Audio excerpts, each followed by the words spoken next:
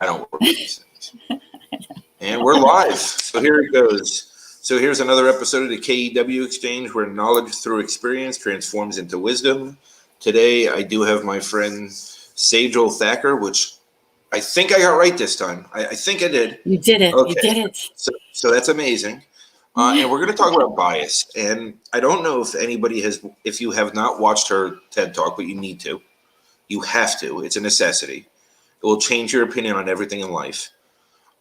Because I do believe that every one of us has subconscious bias, or unconscious, or whatever you want to call it. And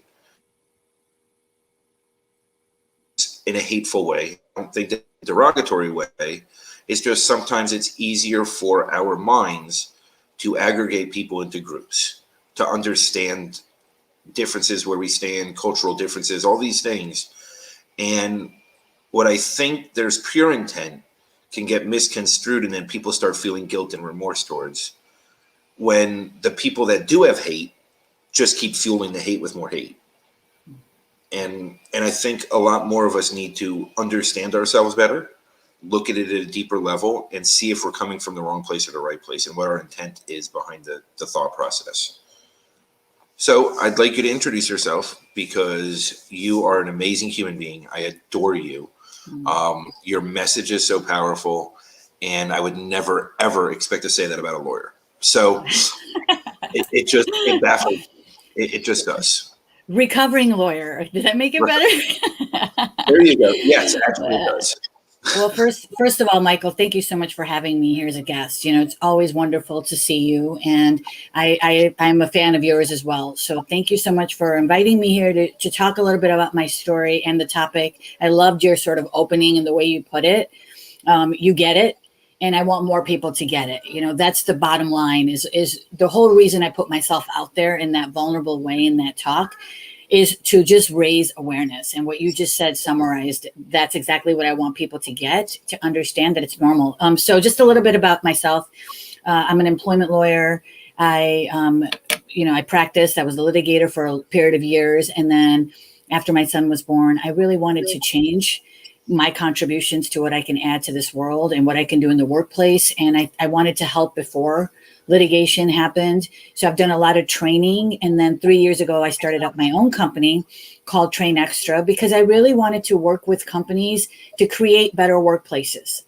You know, I say this in every podcast that I almost do, is like, we spend way too much time at work to be miserable. And there's got to be a better way to create environments where we actually want to be there. We want to be loyal. We feel like we spend a lot of time there. And I think most people genuinely do want to connect with people that they work with. It's just that we haven't had the skills or the training to be empowered to be able to do that with each other. You know, it's been that effed up mentality of go, go, go, and you got to get somewhere. And then there's nowhere to really go. You realize sometimes too late in life. I don't know. I know you've gone through that too. So yes.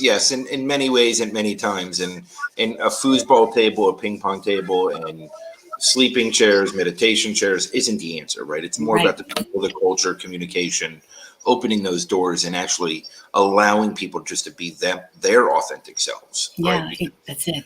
That's it. When we allow ourselves to be it, then we can allow others to be it. And there's a whole retraining there, right? Like, the education system's beyond broken. I will scream from the rooftops until I personally, it needs to be redone, because we are not taught at youth to accept ourselves, taught to fit into boxes. Exactly. And we're taught to check boxes. We're taught to memorize. We're taught to be robots. And that's not who we are. It's not even close, you know, and it's this overachieving mentality that tears us down from our core. That is the reason.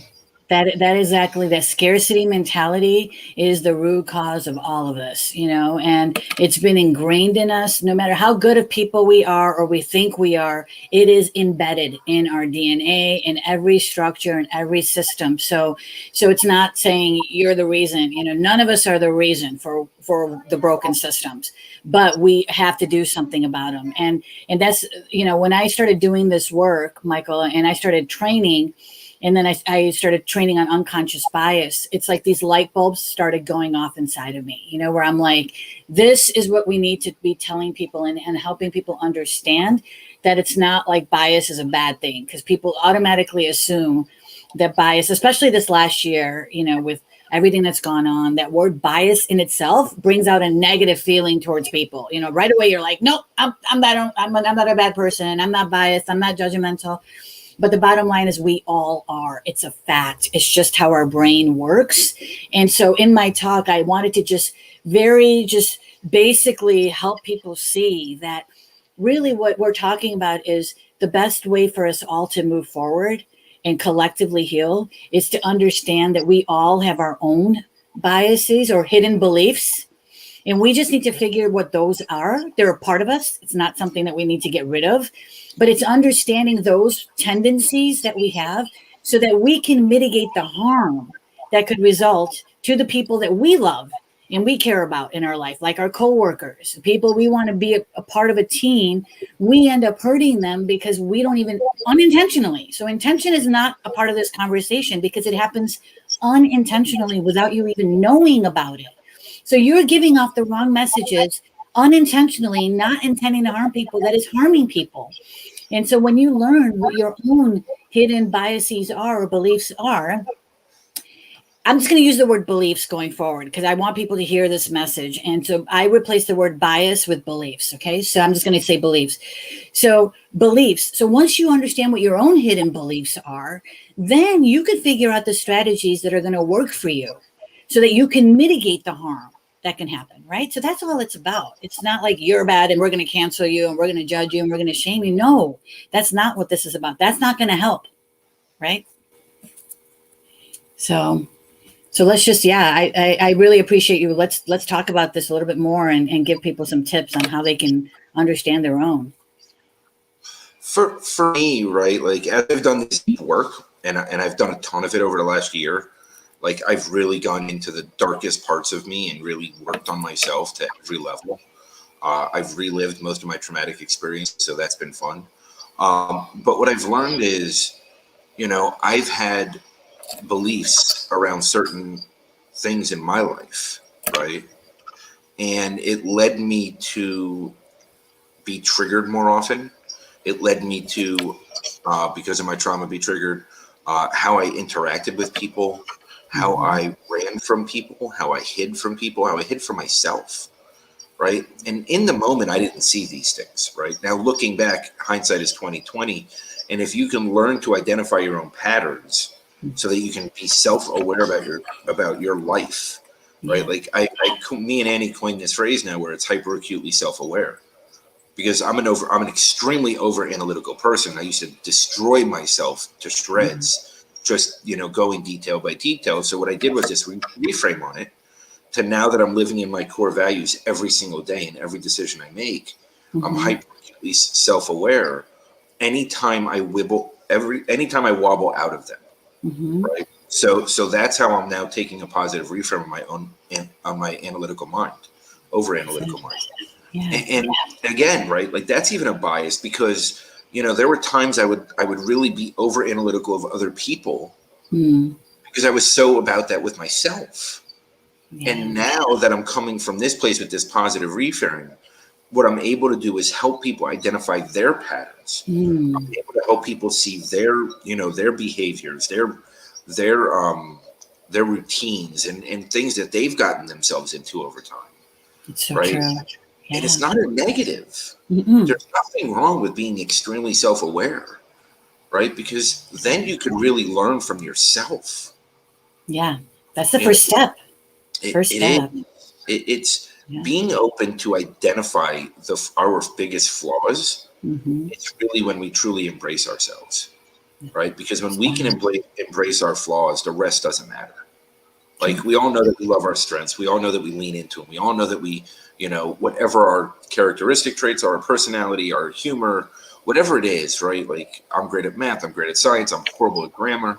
But, you know, like these things and pronunciations, I'm really bad at. So, but again, right? Like I embrace my flaws, right? Before we went live, I even told you, I'm going to mispronounce your name. Now I overachieved, right? And I did say it right. But You did. Good job. I was honest with myself about it because I knew it's a weakness. I never want to insult anybody. It's Yeah. not about insulting. It's more about understanding ourselves to a point that we can be honest with everyone else because we're being honest with ourselves. Mm-hmm. Yeah. And that's where I think these beliefs are. Now, how to a company and how this corporate level, I have no clue because I can barely do it with myself and the people closest to me. So Mm-hmm. doing it on a corporate level and trying to get everybody that comfortable in their own skin to then be able to be that openly with everyone else, that's a whole new level. Yeah. I mean, how do you approach that? Because you have to Yeah. get management buy-in, then you get the team buy-in. Yeah. Well, and again, it's thank you again. I just love listening to you, by the way, and what you just said. That was beautiful. But it's about just we make it too complicated, Michael. It doesn't have to be.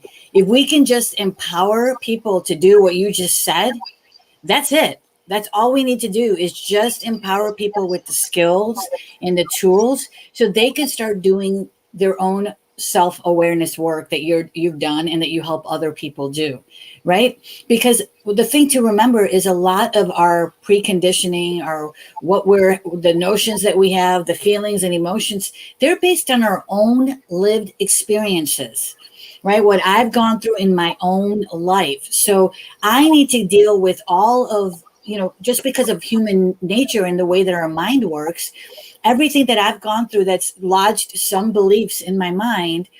But the scary part about all of this, though, is what you're talking about. And I'm curious to hear from you and if you've experienced this too.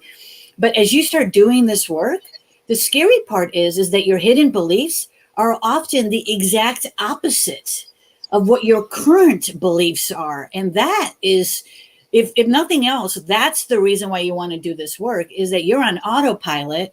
You're behaving in ways based on your preconditioning almost 80 to 90% of the time without even knowing it. And it's the exact opposite of what you would do if you were conscious of it. So that, to me, it's like, even if we can't go back to our inner child, which I would love to do, and I'm sure we all strive to go back to that inner child, that unscarred, unbroken, that we all say that. I've said that a million times in my life. Like, I wish I can go back to that little girl inside of me, right? I think we all want to do that.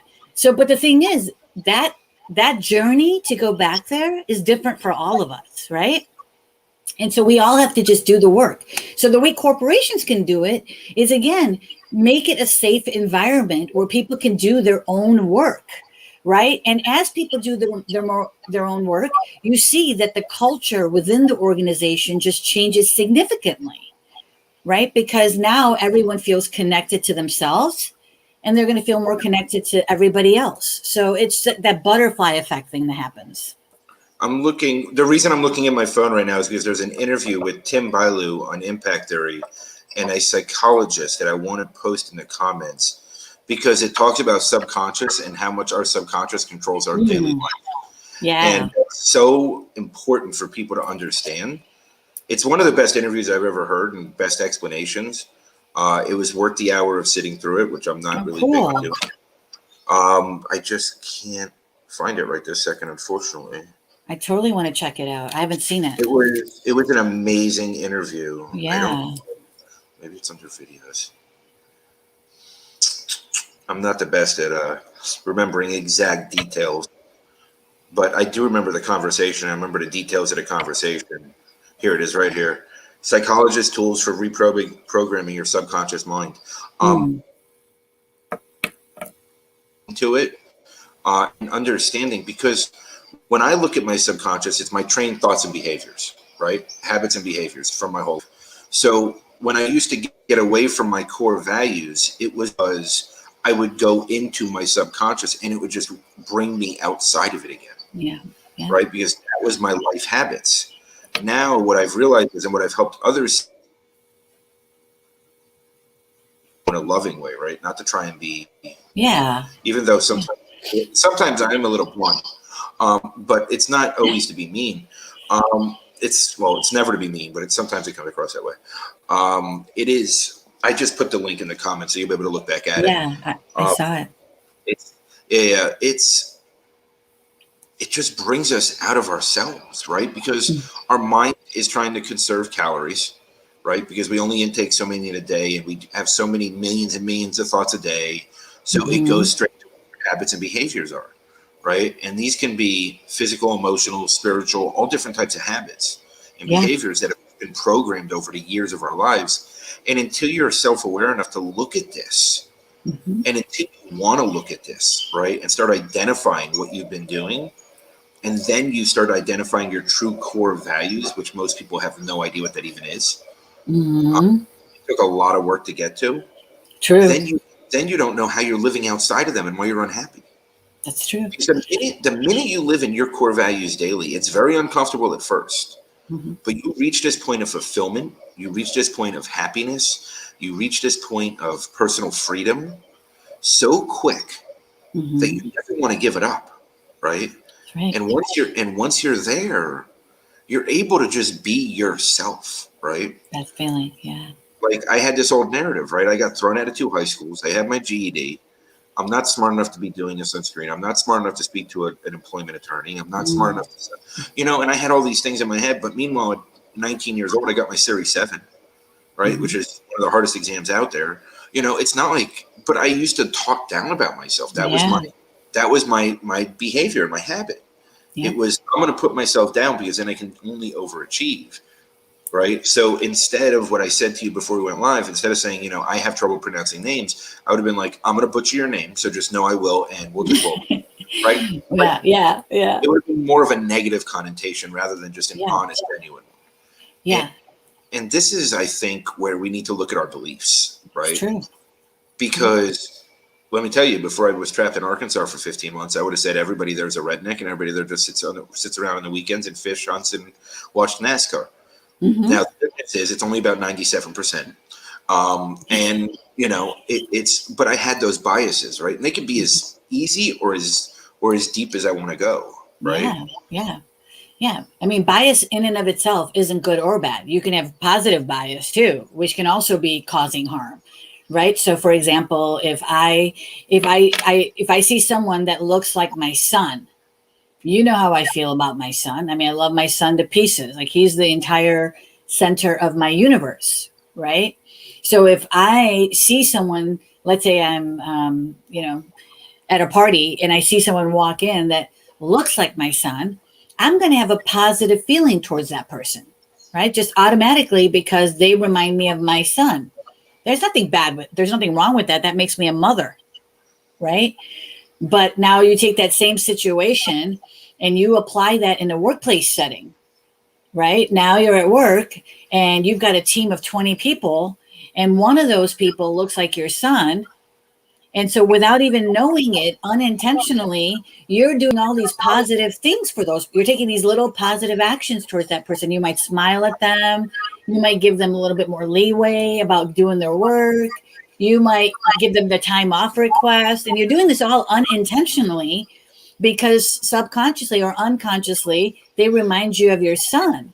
So now this person who's receiving end of that positive bias is going to feel great because they're benefiting from that, right? So somebody that's like, well, what's the harm in that? Well, the harm is that the rest of the people on the team are seeing this behavior and they're feeling excluded. And you don't intend to make them feel excluded, but that's what ends up happening because you respond to your unconscious beliefs. So again, bias could be positive or negative. And going back to what you were saying about the core values, Michael, that's so important because you take that same logic and you apply it to companies, right? I mean, it's insane when I'm talking to a group of senior leaders and I ask them, what are your core values? And I get the deer in the headlight look sometimes. And I'm like, what? How can your people make sure their behavior is aligned with your values if you yourself don't know what the values are? Right. So we need to start again, going back to identifying your own behaviors and then making sure that you align with that. Right. Yeah. I mean, and that's the thing, right? Like people we're not taught to do the work. We're just not taught to do the work. No. And, and that's one of the things I'm implementing into the education platform that I'm creating, right? Mm-hmm. Is to make this start K through 12, is to learn what your value is, learn your personal value, your energetic value, what your energy is worth, right? Yeah. And how much you want to put into things, and how you need to develop your value system around your core values. Okay. You said you're making this for kids? Yeah. Okay, sign me up, because I have an 8-year-old. So can I be on the Test It Out list? Well, the goal is to get it. Is to create a new global education platform. Yes. Oh my God! Thank you so much for doing that, because the earlier we start, you just got me excited. So governments don't have to pay for education either anymore. Yes. I want to accessible to everyone. I love it. But this is the reason, because we're not taught these things. Mm-hmm. They take away our innovative abilities. They take away our curiosity to learn. They take away our love for knowledge, and they force us down this path that this is what you have to learn. Yeah. To fit into this box. That's right. And they teach you in a way that only works for 20% of the population, which is memorization. I mean, I'm an auditory learner. Obviously, I didn't do good in school. My memory sucks, so I wouldn't be good at that. I've always had an issue. And you feel bad about yourself, because you're like, oh, well, this person can memorize these. They got the photographic memory, so they're better than me. And I'm like, well, I just don't remember. Like, I don't care to remember things. Like, I know where to go find the information when I need it. Why do I have to memorize everything? I've never been a fan of that. But people have made comments like, oh my God, you don't remember anything. And I'm like, I know, but it's not a bad thing. It's just not how I'm wired, right? So, but I can get us out of a box, to worry about it. And that's the thing. Like, they told me that I was slow to develop. They labeled me that. Then 5 years later, I was in gifted. Then 5 years later, I was in all AP classes. Then 5 years later, I was thrown out of 2 high schools and told never to come back. Yeah. Because my SAT scores already counted. So it didn't matter once my scores counted, because my scores were off the charts.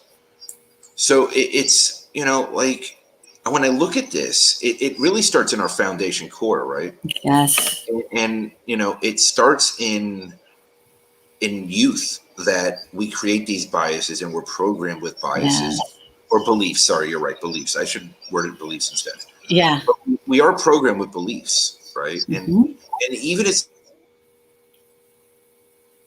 in the 50s and 60s, so they didn't dislike Black Americans, but they also didn't understand, because they grew up in a Jewish and Indian neighborhood, right? So there was a very big gap there of how they understood people. So as a child, I would hear jokes and comments and all these stupid things. But then by the time I was in high school, almost half of my friends were Black or Latino. And it was this very strange paradigm, because I would go home to this not comfortable environment with conversations, and then go out and see myself in the world, right? And it's always been like that for me, right? Like it's just I've always been in circumstances where my mind just kept getting triggered by how it was programmed and how it was understanding. And I'm bad with comments, so I usually just ignore them, because I was just reading Nancy's comments here. Nancy said, I still don't know my multiplication facts by heart. Thank you, Nancy, for making me feel better. And then you said, I have a trauma brain. Memory is not as strong, so it still can consider myself. Thank you. I agree. I mean, I always felt bad about that. And that's exactly going to this point, is that narrative, these habits, these beliefs that we have about ourselves, as Michael was talking about, as you were just saying before, they're because of what we've been hearing from the people around us, what we heard growing up, what we heard in our religions, what we heard at school. And we haven't really been given much time to really think about our own, what's important for us, rather than what everybody's kind of feeding us. Social media is another place, right? We get so much information from social media, and they control what we see and what we don't see. What I'm seeing on a daily basis versus what you're seeing is totally different. And it's controlled by people, a very small group of people that can manipulate what we're seeing and what we're not seeing. Like, we want everybody on LinkedIn to see this podcast, because it's really important for people to understand this stuff. we wish we can get everybody on LinkedIn to see it, but it's out of our control, right? Who's going to see it and who's not? They can click one thing that says algorithm, let's get everybody to see it, but they choose what to click and what not to click, and we don't have a choice. We can make better choices for ourselves. So going back to just what can we do, self-aware, and then it's going to benefit those around us, and hopefully that spreads. That's got to be the approach: human connection, human leadership. What we do on social media, we can use social media to our advantage to spread these messages and share our stories like we're doing right now, which is wonderful, right? So that's one way to do it, but it really has to be more human connections, us talking to each other. So your platform, by the way, brilliant. I love it, because I think we need to go all the way back there and start teaching kids at a younger age about how these hidden beliefs work. My son's 8, and I'm having conversations with him about that already. And he comes to me now and says, I'm hearing, like, my mind is telling me to do one thing and it doesn't feel good to my heart. Like, that's where we want to get people to be able to recognize, like, what our heart tells us and makes us feel, that makes us feel good. And what our mind sometimes tells us, it doesn't feel right, but we go along with it or whatever. We need to be able to recognize these distinctions in kids so they can make better choices and not end up in a place where now, years from now, they're perpetuating all this harm without even meaning to, without even knowing it, right? And yeah, thank you. I'm glad you're doing that. I hands down bow down to you for that. Thank you. Yeah, and the thing is, right, like, it's really funny because I get yelled at by many people because I talk over my kids. I talk over their age. I want them to learn up. I don't want to speak to them at their age. Yes, you're right. I want to have conversations on emotional levels, spiritual levels, concrete fact levels that wants them searching for more information. Yeah. Right. When my son goes into his room and he goes, "Hey Siri, what happened to George Floyd?" Because he wants to find his own facts. Mm-hmm. Because of a conversation I just had with him when he was 7 at the time. Mm-hmm. Right. Oh no, it was right after he turned 8 because it was. But like, that's what I want, right? Yes. I want, like, I told my son, if you could find a way to cheat on your homework using Siri or Google, please do it.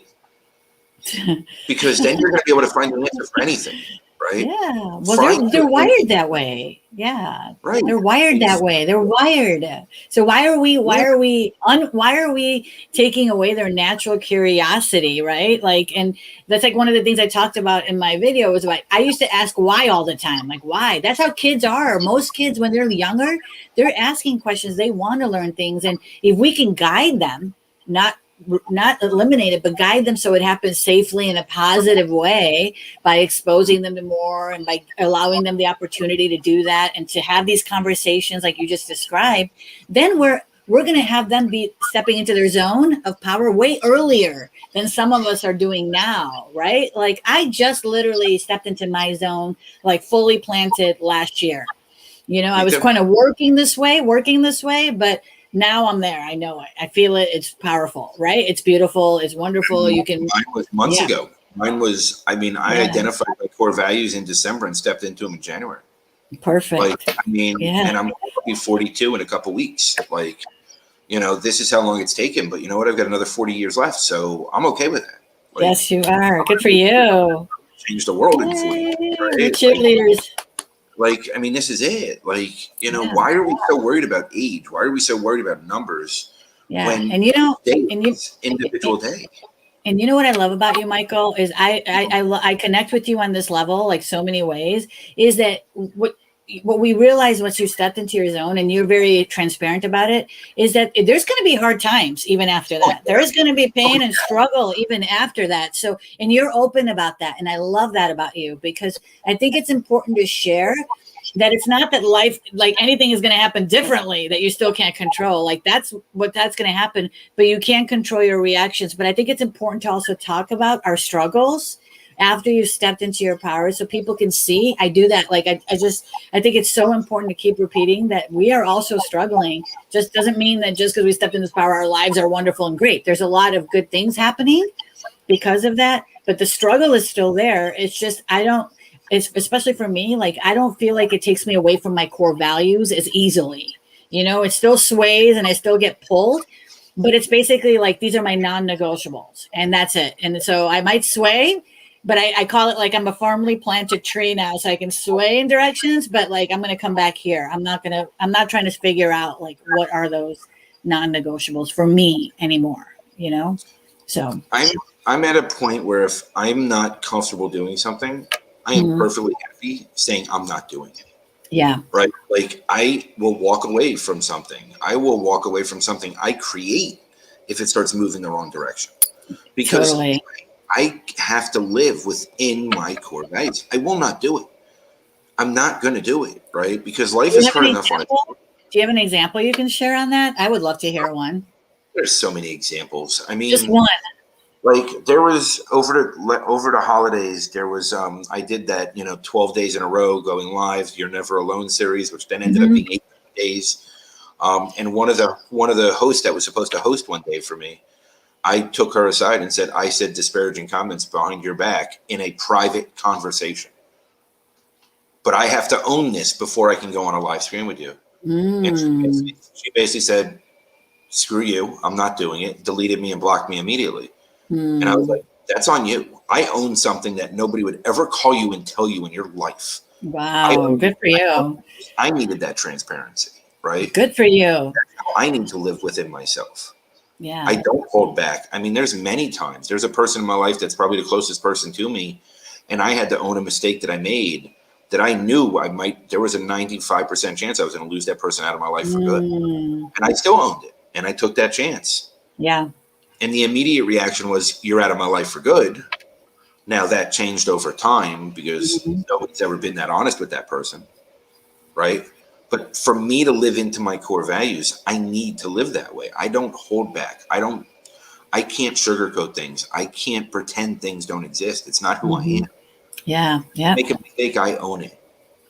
That's good. Proud of you. I would rather walk away than be uncomfortable. It just, I don't need to be uncomfortable. I did that enough my whole life. Totally. Right. I'm with you. I'm all about like if there's negative energy coming towards me, I'm okay with just ending that right there. It's okay. I mean, I'm much quicker at saying I just don't have space for that negativity in my life, and it's just a choice I'm making because I just again, it's like I have very limited time right now and left in what I spend in my energy and my time with and stuff. And so I don't want to have to just deal with that. I've dealt with it my whole life. And, but it's also great too, because I also realize that there's opportunities for learning in a lot of different situations that I learn a lot too, going through this with when I'm interacting with people, for example, and just, what's been my superpower, listening to people, just listening to other people, like really, truly listening, not just,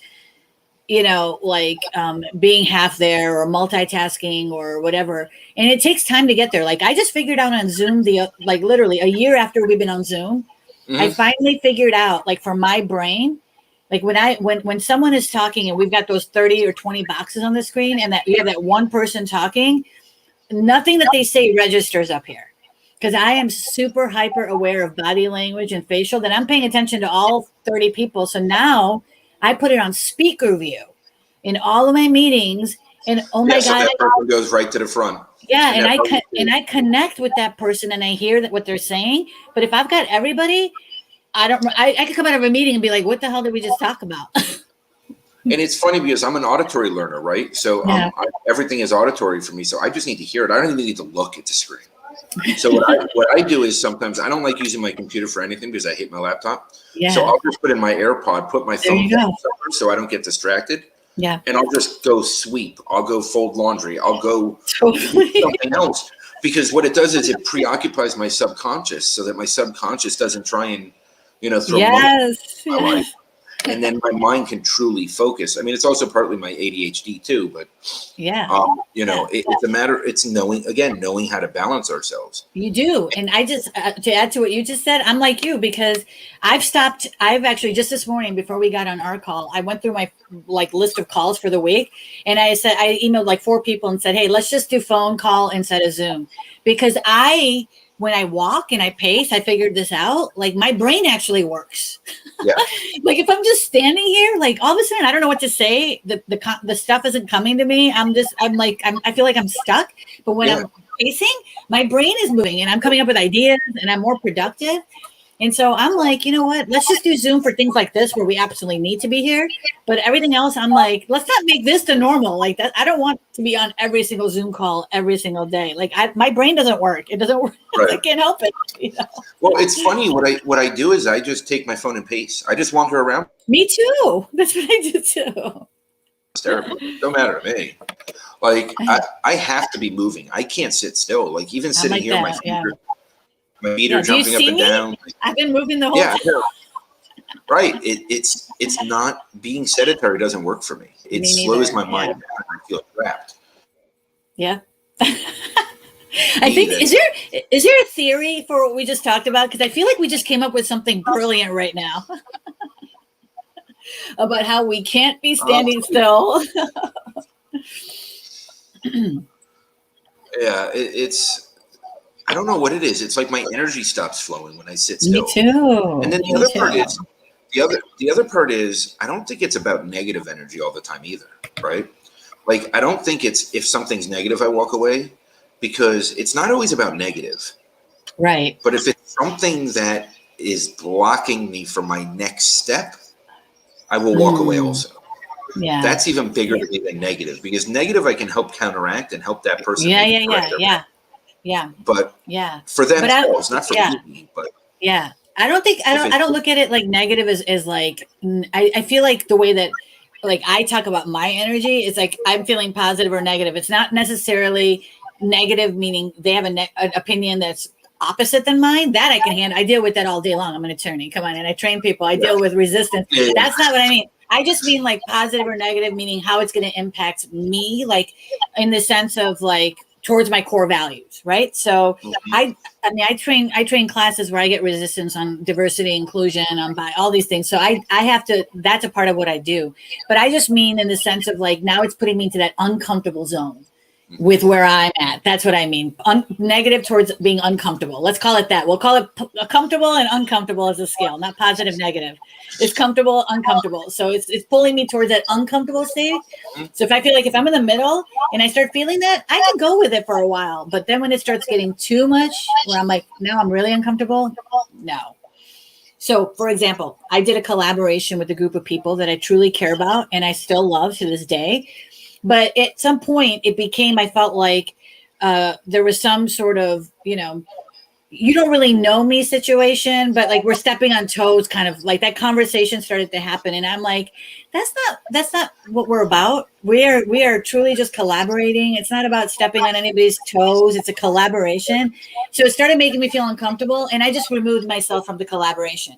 Nothing against any of those people. I have nothing bad to say about them. I support the collaboration in every way, but I just realized, okay, I don't want to stay because it's already heading in this uncomfortable situation where it's starting early. I'd rather just remove myself now and focus on my efforts on other things where I don't feel that way. Because I truly want to be part of true collaborations where it's not about scarcity. It's not about competitiveness. It's truly people coming together to make a difference, a positive difference. That's the kind of stuff that I'm out there doing. Right. So, yeah. For me, I'm at a place of just allowing. I'm just allowing things to fall in place exactly as they need to. Mm-hmm. I'm doing the absence of controlling. Yeah. Because totally. My whole life, I never realized it, but it was always about controlling the narrative, controlling the outcome, controlling the amount of. Yeah. Now when I look at it, it's more of I'm just allowing whatever it is, it is, and I'm just rolling with it. And there's greatness and there's pain and there's happy moments and there's not really regrets, but things you wish you could take back, and it's like, I don't think it's really a full regret, but it's, wow, I made that mistake. So now I got to own it. Right. Like, and it's so much easier to live this way. Yes. It truly the absence of personal expectations on myself and others. Right. Because the minute we start having expectations on ourselves, then we start having them on others.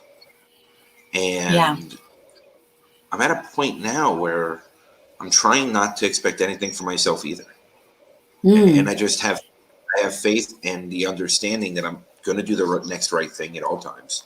And that I'm going to put myself and those around me in the best position possible. And Yeah. that's my pure intent, right? Like I know my intent. So I don't try and control or even create expectations of what I want out of something. I just allow it to be what it's going to be. And it's so much easier to live this way. Good for Really is. you. Yeah, no. And It's not easy. you can teach other Counterintuitive. people. Yeah. But And it's beautiful. it's counterintuitive, though. It goes against everything we were taught to believe. I know. I know. You know, it's like, Oh, yeah. it's very challenging. Everything is. That's how everything is. All these systems we're talking about, it is counterintuitive, and that's how we have to look at it. Is imagine if you're trying to change the system. I just said this to somebody. If you're trying to change a system, imagine how it would be in the exact opposite world. Mm-hmm. Like, where would it be? Like, what would you allow? Like if we would have had this conversation about our employees are unhappy, they're leaving. What could make them happy? Let's let some of them work from home. If somebody would have just done that conversation years ago, we wouldn't have had to wait for a pandemic before we actually realize that people can be productive at home, right? Like sometimes even more productive, right? Yeah. You take out the commutes, you take out a lot of the aggravation, you take out the Exactly. office politics, and people get to be more comfortable because they're in their own skin. And there's a lot to be said for that. And I still don't think corporations are going to be great at it. I really don't. I think they still want to micromanage and control too much. And they're still scared. Yeah. And so I'm just going to throw this out there for anybody that's watching this, right? People have been asking me a lot about what do we do to get started, right? We don't know what to do to get started on changing our workplace culture. Okay. Here's an easy step. Ask everybody in the organization to think about what would make them happy in working there. Just ask them to think about what would make them happy, not what would make everybody else happy, what would make them happy. And then facilitate conversations with each of these people to truly understand what would make them happy. And then come up with a plan, a best plan that's going to help you stay true to your values, but that also allows people to be a part of this process. You can't do it until you ask everybody what makes them happy, right? You cannot do it. We could sit here at a table all day long and imagine what it would take. And I think it would make Michael happy to do work from home here. I think it would make Sejal. No. We can't create a plan until we hear from every single employee. That's the first step. You think does that need to be blind so that nobody feels like they're being outed for anything? Do you think that it needs to be such an accepting workplace that they're willing to take whatever the suggestion is without their judgment? Yeah, I think you have to do it with. You have to know. Now You have to create psychological safety. Well, first we're talking about two different things. One, we're talking about creating a culture where there's diversity and inclusion, right? That's where we're asking the question of what does it take me to feel like I'm included to be here? So that's one conversation that needs to happen, right? So we need to understand what everybody needs within the company to figure out what makes them feel included, right? Because what makes me feel included might be different than what makes you feel included. So we need to understand what their needs are first on that front. Then there's the other side of it, which is what you're going to, is incivility or things, concerns or complaints that people have about what's going on currently that is impacting them from being their best, right? That's a separate conversation. And that requires a lot. Both of these require strategic plans, right? And then how to go about it. But I think very important conversation. So I'm glad you brought up that distinction, and that they both need to have comprehensive plans on how you deal with it. But again, the first step is people need to themselves figure out what makes them happy being there, and and then we can talk about that other conversation as well. Both very important. it's definitely two different levels, right? And then you have the diversity, inclusion, and equity, right? Or equity and inclusion. Yeah. So you need to understand that difference as well, right? It's great to have a melting pot of people, especially if 90% of them are silenced, right? Then it feels like we're just in a normal world. So how do you give them a voice, and then how do you actually give them a seat at the table, right? So I really think there's so many steps to this, and there are. I feel like half of the companies are just going to blow up one day, just implode, because they're not going to be able to change what's there. Right? They're just not going to be able to change what's already there. I just posted about this. I just posted today. Take a look at it after we get off this thing about the situation that happened at base camp. And so I went on a podcast and I talked about a third of their employees left. Wow. Because because of certain things they were doing. You got to listen to this podcast. And if you don't know about what's going on with base camp, we can learn a lot of lessons. And so when you talk about imploding, yes, it's already happening. It's already happening. And that example is one of them where they made some policy changes about not having conversations that are political or what was it? One other thing, like they said, political or some other conversations. You can't have these conversations anymore at work because it's disruptive. And they had a meeting about it, and it came out that they had some kind of list, that a customer list that they kept in-house that made fun of customer names. Most of those were Asian or African American, and a third of their employees walked out the door. Wow. And so I did a podcast about it, and I talked about like what companies can do differently to avoid these kinds of situations. So check it out, Michael. I think you'll really like it. Yeah, no, that I'll have to look into, because that's wow. Yeah, I mean, this is only the beginning, right? Like, yes.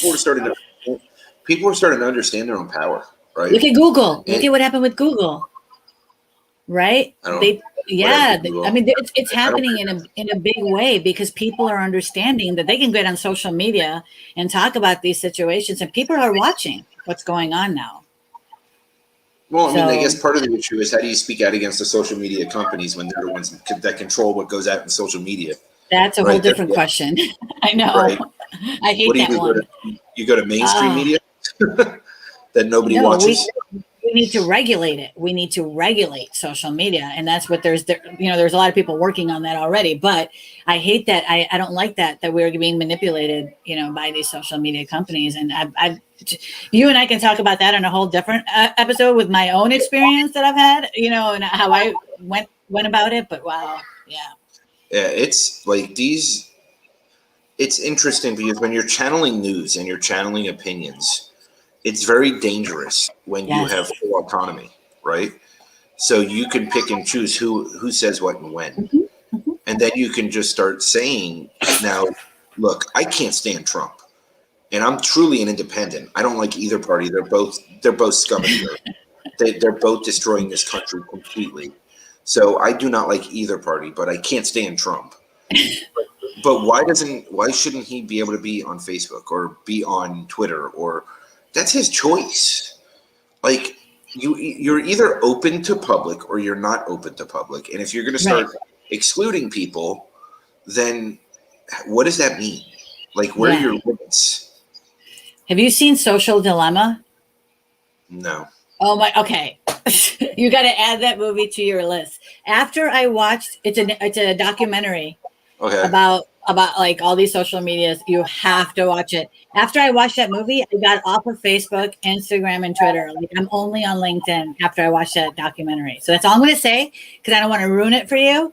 But going to this conversation that we're just having right now, it will show you a whole different perspective on it. Let's just put it that way. I don't do much on any other social media. Actually, I don't do anything on any social media these days. Mm-hmm. I'm not even really active on LinkedIn anymore. I'm just not. I do my live shows, and that's about it. I don't. It's just doesn't benefit me right now. Mm-hmm. There's too much noise. There is. That's why I got off of it for one reason. Yeah. Right, and the noise is getting too much attention, and I have no interest. Yeah. When people want to hear common sense or want to hear, from soul messages or whatever it is, then they'll know to come find me, and they'll come one-on-one. I don't need to go seek out anymore. Right. Because it's just too much noise. It's disgusting. And more people are finally understanding that point that you just made, that we really need to get off of social media and be having like live conversations like this with other people, that where we can control who's listening to what, right? And really make the impact. If we rely on social media, because there's ways that it can drive positive movements. Why isn't that happening? It's happening in small scales, but why is it that they're showing the same killing a million times, but they're not turning that around and creating positive movements? Why is that? Why is it? So they're not going to, because again, at the very top, when you look at who's controlling all of this stuff, it's a very small number of people, and most of them are white men, right? So their Yes. agenda doesn't consider everybody else about what's best for everybody else. Because they could very easily, this happens in other countries, right? Where social media creates positivity and they have better cultures and better communities. And I mean, look at, so it is possible, but for whatever reason in this country, it's not happening. And so we have to change that. We have to change that. And the best way to do it is limit yourself from that noise, as you put it. And that's really what I've been doing. I mean, I've really taken a huge step back. And honestly, Annie was a big part of that. Because last year I was so engulfed in social media that I was getting lost in it. It was my distraction from self, right? It became another escapism for me. Hi, Annie. She's here. Hey. Yeah, Annie is here. Carl is here. You know, and it really became another escapism for me. It was hiding from myself, right? So as I've removed these escapisms from myself, I'm really clear and I have so much clarity and I'm so grounded that the minute I go onto social, it's like I start feeling sick from it because just the chaos alone. Yes, there's research to back this up, what you're talking about. Plenty of research. It causes depression, stress, suicide rates, you know, I mean, are linked to social media use, shopping, I mean, gambling, I mean, porn. I mean, it's a lot of evidence that it shows what social media and how it impacts you, especially the children. Yeah. And like, you know, and if you look at that, it's so much gossiping, cyberbullying. There's so many reasons to limit and exclude that noise beyond just, that's what I'm saying. Watch social media. It goes through all of that with you and shows you more. Cause I already knew all of that stuff generally.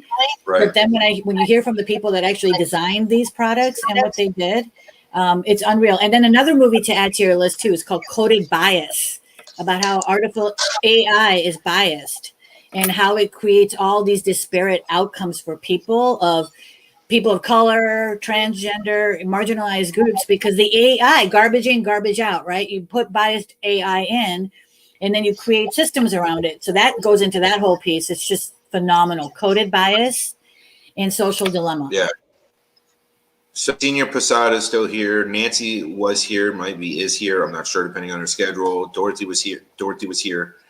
Yeah, I mean, you know, like it's funny because you were saying about, I remember that you talking about how often you say why, right?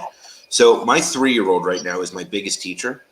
Yeah. And all she does is run around saying why, right? Yes. Well, it's kind of her version of it anyway. And that's really how she lives right now. Everything is through that curious lens. And I'm so careful about not wanting to take that away from her because it's so important. You know, and I tell her to go ask Siri, and she does. Totally. Siri She does. I said the same thing to my kid. I was like, after a while, I was like, I totally love it, but sometimes I think just ask Siri. But that's what but like, you know, she goes, what, you know, every 5 minutes, what time it is. What time is it? What time is it? What time it is it? And sometimes it's every minute. And I said to her, just go ask Siri. Find your own answers. Right? Like, go find your own answer. Yeah. You can find your own answers. Nothing in this world will ever be out of reach for you. Totally. Ever. So be creative about how you find your own answers. Like, use the tools that are around you. That's why this platform that I'm creating is purely tech-based. It's all built on a tech background. Yeah. It's also because I think if kids sit on digital devices all school day, they're going to get out, they're going to get home and never want to look at one. They're going to want to, except for the true, you know, tech kids, and they're going to do it either way. So I'm not here to change them, but I'm here to give everybody the option. It has technology in it already built into where it's audio, it's spoken in over 55 languages. It translates into over 110 written languages. Then I want to add generational learning. That's the other part of this. I want to add generational learning to it. We have senior citizens working with 3-year-olds and 3-year-olds working with corporate execs and, you know, 5-year-olds working with, you know, senior management. And I really want to integrate this wisdom transfer because there's something to be said for the genius of a 3-year-old that hasn't been corrupted by the system yet. Totally. Yes. That's the person that could solve our world problems right there. Yes. For real. I'm not kidding. And then you have the 85-year-olds that are unfortunately, you know, seen bored with life, that have all this wisdom that they've accrued All right, Michael, you and we are on the same page with so many things. Like, I want to set up a separate call because I just posed this. So I just joined a venture studio called Nobody Studios. And I just posted a thing in we have this idea like Slack channel. And the problem I want to solve, and I want you on my team to kind of work, let's figure out a solution to this. And you're in tech, so this is going to interest you. How do we make sure that the AI, before the product is released, is not biased? How can we set up a solution to do that? So let's just set up a time to just talk, and you and I can just. My theory behind that is because my internet's horrible. It keeps cutting out. Where'd it go?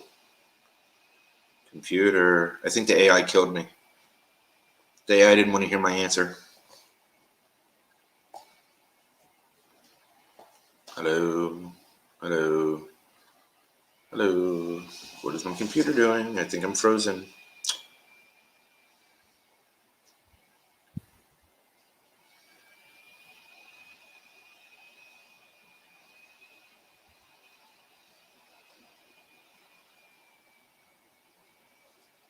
Maybe my computer's not frozen. Maybe it's Sejal's. I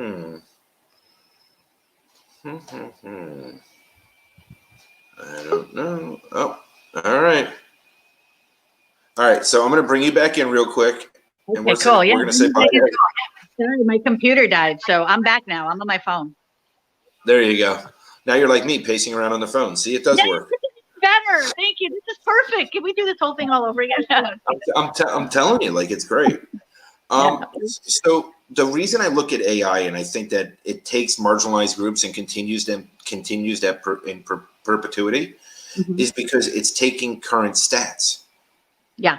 So it's just going to perpetuate them in an analytical way. Yeah.